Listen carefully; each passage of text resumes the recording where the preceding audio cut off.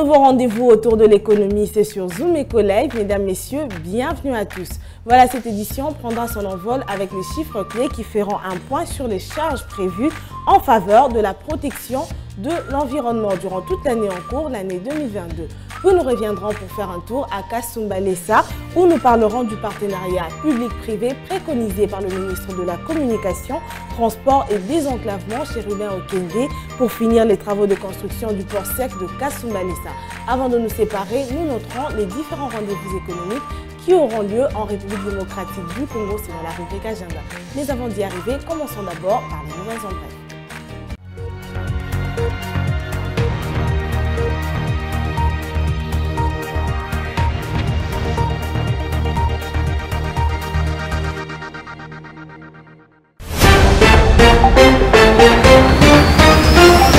Commençons ces nouvelles en bref avec cette information.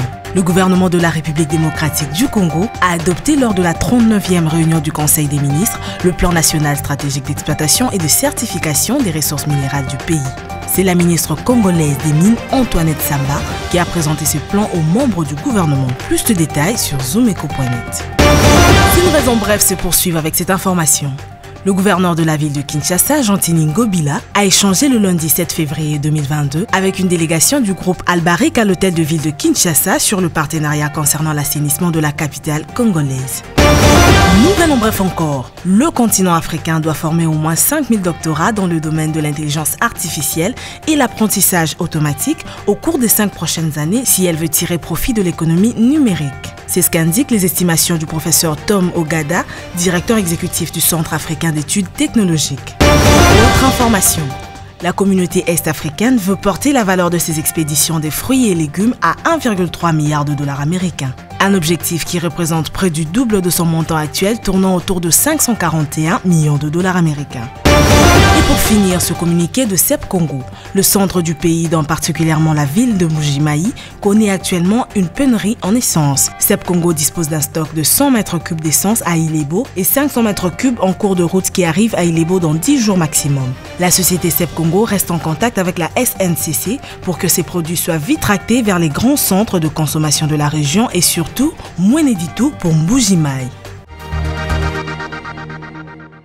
De retour sur ce plateau, c'est un plaisir de savoir que vous êtes toujours connectés et branchés à Zoom Eco Live. À présent, nous passons à la toute première rubrique où nous sommes mis à jour sur le marché de change, mais aussi aujourd'hui nous parlerons des charges prévues en faveur de la protection de l'environnement durant toute l'année 2022. C'est tout de suite.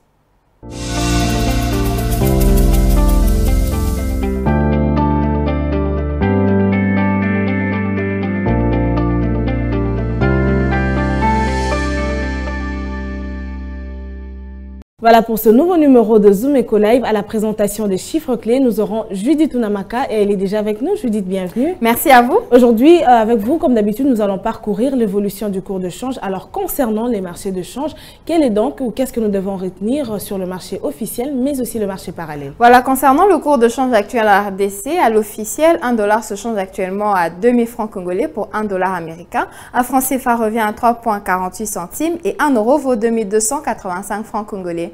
Du côté marché parallèle, nous avons pointé aujourd'hui la commune de Barumbu et dans cette partie de la ville-province de Kinshasa, 1 dollar salienne à 2015 francs congolais, un franc CFA se marchande à 3,50 centimes et 1 euro se change à 2341 francs congolais. Alors parlons à présent de ce qui a été prévu par le gouvernement de la République démocratique du Congo en faveur de la protection de l'environnement durant toute l'année en cours, l'année 2022. Voilà, avant de vous parler de ce que le gouvernement a prévu en faveur de la protection de l'environnement en 2022, rappelons tout d'abord que les Congolais doivent comprendre l'importance de l'environnement et des potentialités environnementales que regorge ce pays, et surtout en matière des massifs forestiers et des ressources hydrauliques. Et néanmoins, la RDC a beaucoup de défis à relever au niveau de l'environnement, en particulier dans l'assainissement. Et pour répondre à votre question, dans sa lutte actuelle contre le réchauffement climatique, qui dure depuis longtemps d'ailleurs, la RDC, le gouvernement, a prévu en faveur de la protection de l'environnement un montant total de 130,32 milliards de francs congolais, soit 65,16 millions de dollars américains, représentant ainsi 0,68% par rapport au budget général. D'après ce que nous renseigne justement l'annexe explicative des prévisions des dépenses de la loi de finances de l'exercice 2022. Et quelle est la répartition de cette enveloppe l'enveloppe globale en faveur de ce secteur. D'après ce même document, la protection de l'environnement devra repartir ses dépenses allouées par le gouvernement de la manière suivante. 1,25 milliard de francs congolais pour assurer la gestion des déchets, 5,50 milliards de francs congolais devraient être décaissés pour la gestion des eaux usées et assainissement, 96,91 milliards de francs congolais devraient être affectés pour la préservation de la biodiversité et la protection de la nature, et signalons par ailleurs que les autres affaires concernant la protection de l'environnement bénéficieront de 26,64 milliards de francs congolais, représentant ainsi 0,14% par rapport au budget général. Voilà, avant de nous séparer, nous allons faire une toute petite comparaison entre les charges décaissées en 2021 et celles prévues actuellement. Y a-t-il une démarcation donc en fonction de ces deux sommes pour cette année dans le secteur de l'assainissement? Disons qu'il y a une réelle volonté du gouvernement d'assainir l'environnement, car lorsque l'on croit l'analyse explicative, le montant décaissé l'an passé, soit en 2021, de l'ordre de 32,36 milliards de francs congolais, est inférieur par rapport à la somme prévue cette année, qui se chiffre justement à 130,32 milliards de francs congolais, comme pour dire qu'il se dégage une augmentation de 97,96 milliards de francs congolais, soit une somme de plus pour assainir l'environnement de la RDC. Merci à vous, Namaka. Merci à vous, c'est toujours un plaisir.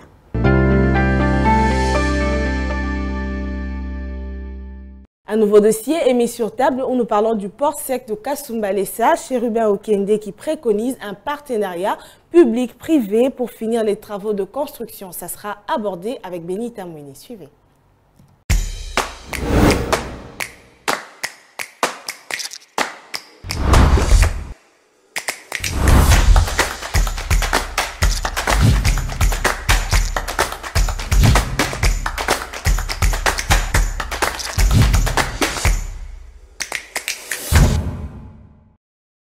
Le dossier du jour, c'est avec vous, Benita, bienvenue. Merci Piombo. Aujourd'hui, vous nous parlez de Kasumbalesa, où nous voyons que Chérubin Okende a préconisé un partenariat public-privé pour accélérer les travaux de construction du port sec de Kasumbalesa. Alors dites-nous, quel est l'état de l'avancement des travaux au sortir de la réunion du Conseil des ministres du 4 février 2022? Voilà, le ministre de Transport, Voies des Communications et des Désenclavements, Chérubin Okende, a indiqué avoir conclu un mémorandum d'entente avec un partenaire pouvant financer les travaux de construction du port sec de Kasumbalesa suite à la recommandation du chef de l'État congolais Félix Antoine Tshisekedi Tshilombo. À ce stade, il a expliqué aux membres du gouvernement congolais que les études environnementales, financières et économiques ont déjà été effectuées. Alors, à combien a été évalué donc ce projet et quelles sont les raisons pour lesquelles le ministre préconise un partenariat pour l'avancement de ces travaux? Voilà, pour ce qui est du coût de travaux, le projet est évalué à près de 129 millions de dollars américains. D'après le ministre, l'OGFREM a assuré la couverture financière du projet par phase, ce qui a permis la construction de la clôture sur l'ensemble du site de 62 hectares et le campage de 20 hectares. Et le reste de travaux seront pris en charge par le partenaire public-privé pour accélérer les travaux, vu le moyen limité dont dispose l'OGFREM. Vous nous avez parlé de 129 millions de dollars américains pour ces travaux qui devront être faits. Mais dites-nous un peu quelle est la spécificité de ce pont justement de Kasumbalesa. Parlons du reste aussi de sa composition. De quoi sera composé ce pont? En répondant à votre question, ce port devra être composé d'un port intérieur sur une terre ferme, d'une plateforme logistique comprenant plusieurs modules. Il s'agit notamment des aires de stationnement, d'une clôture sécurisée et de points d'entrée électroniques. Il est aussi prévu un parc à containers, des entrepôts ouverts et fermés, une zone de réception et des stockages en vrac et des équipements de manutention du fret. Merci à vous Benita pour ce dossier. Retrouvons-nous prochainement pour un nouveau numéro de Zoom Eco Live. Merci Piombo.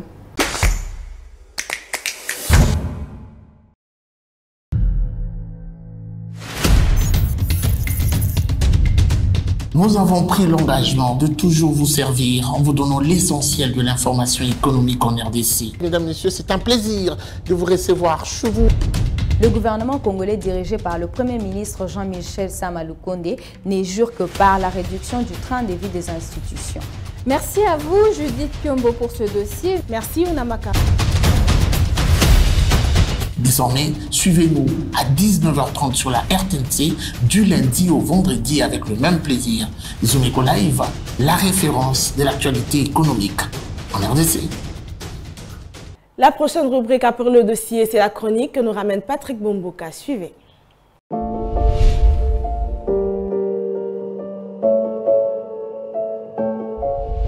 Bonjour. La taxe aéroportuaire GoPass n'a généré que 200 millions de dollars américains contre un objectif ultime de 2 milliards de dollars américains en 12 ans. C'est donc un montant qui représente entre 10 et 11% de l'objectif visé. La taxe GoPass a été instaurée depuis mars 2009 afin de permettre à la Régie de voies aériennes RVA de mobiliser un peu plus de fonds pour poursuivre sa mission de modernisation des infrastructures aéroportuaires en République démocratique du Congo. Et bien depuis 2009, tous les passagers de vols nationaux contribuent à hauteur de 10 $ par voyage, contre 50 $ pour les passagers de vols internationaux. En réalité, les recettes perçues par la Régie des voies aériennes en termes de taxes GoPass atteignent un montant équivalent à 16,6 millions de dollars américains par an. Bref, depuis son instauration, la taxe GoPass n'aurait rapporté au Trésor public qu'un montant estimé à 1,4 million de dollars américains par mois. Eh bien, ces chiffres ont été dévoilés par le nouveau directeur général de la RVA, Alphonse Chungu, qui est en fonction depuis seulement 6 mois.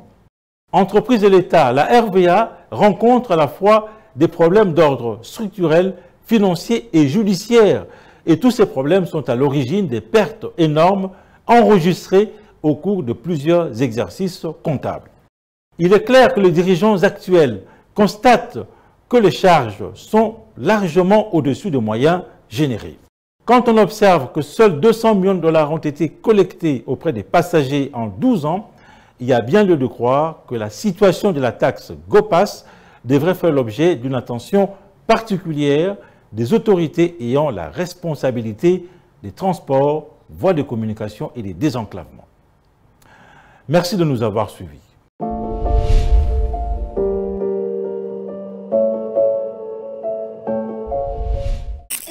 Suivez-moi tout le jour à travers Zoom Wende sur Zoom Eco Live.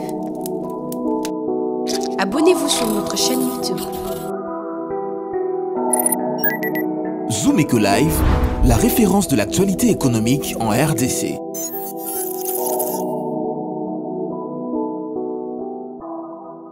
Les prix des différents produits retrouvés dans le marché congolais, nous vous les apportons dans la rubrique Zoom Wende que nous présente Naomi Kandé. Suivons ce nouveau numéro tous ensemble.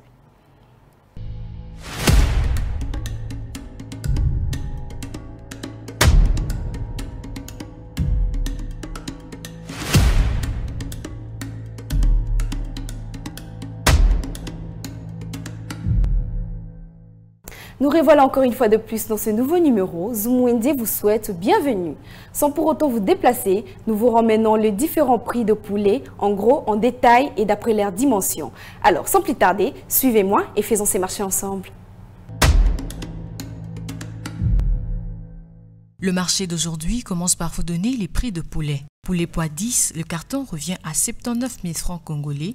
Le demi-carton à 39 500, kilogramme à 7 200 francs congolais. Poids 11, le carton revient à 86 000 francs, les demi-cartons à 43 000 et les kilogrammes à 7 900 francs. Le carton de poids 12 de poulet revient à 98 500, le demi-carton à 49 250 francs, les kilos à 9 000 francs. Pour les poids de 13, le carton coûte 99 000 francs, demi-carton à 49 500 et les kilos coûtent 10 000 francs congolais. Et pour le poulet nu, le carton revient à 53 500, demi-carton à 26 750 francs, les kilos à 5 800 francs congolais. Il existe aussi de cuisses de poulet à rôtir, le carton revient à 45 000 francs, demi-carton à 22 500 et les kilos à 4 500 francs. Les cartons de cuisses à bouillir revient à 58 000 francs, le demi-carton à 29 000 et les kilos à 6 200 francs congolais. Comment finir ce marché sans vous donner le prix des différentes sortes de poules de ferme? Une poule de ferme revient à 15 000, on peut en trouver à 13 000 francs, voire même à 10 000 francs congolais. Merci de rester connecté dans Zoom Wende. Au revoir. Les rendez-vous économiques, c'est dans l'agenda sur Zoom Eco Live. abonnez-vous sur notre chaîne YouTube. Zoom Eco Live, la référence de l'actualité économique en RDC. Les rendez-vous économiques retrouvés en République démocratique du Congo, nous les notons dans la rubrique Agenda que nous ramène Adassa Grace. Suivez.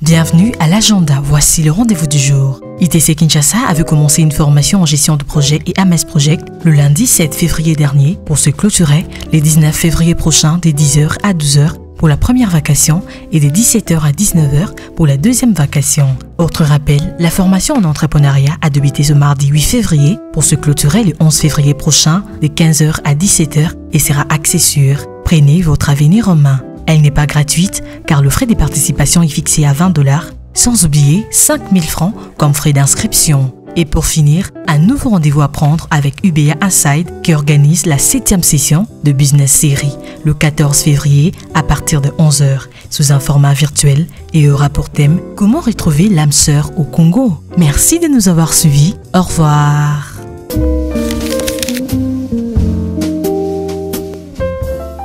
Il est temps de nous dire au revoir, mais avant, allons d'abord à la rencontre d'une autre activité commerciale retrouvée en République démocratique du Congo. C'est dans notre rubrique Article 15. Tout de suite. Débrouillard jamais, jamais, jamais. Débrouillard jamais, jamais, jamais. Débrouillard jamais.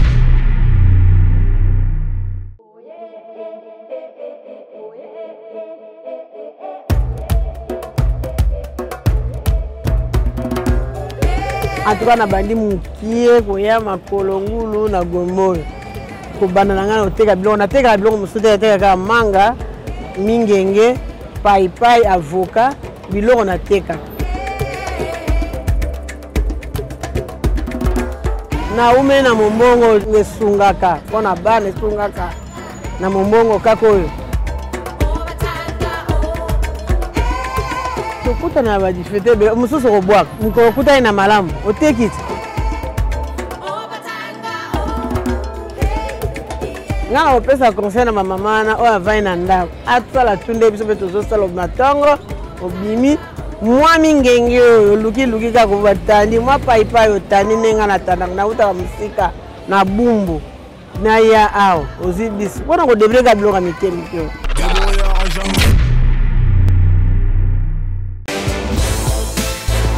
C'est dans l'environnement des concurrences que nous avons vu le jour.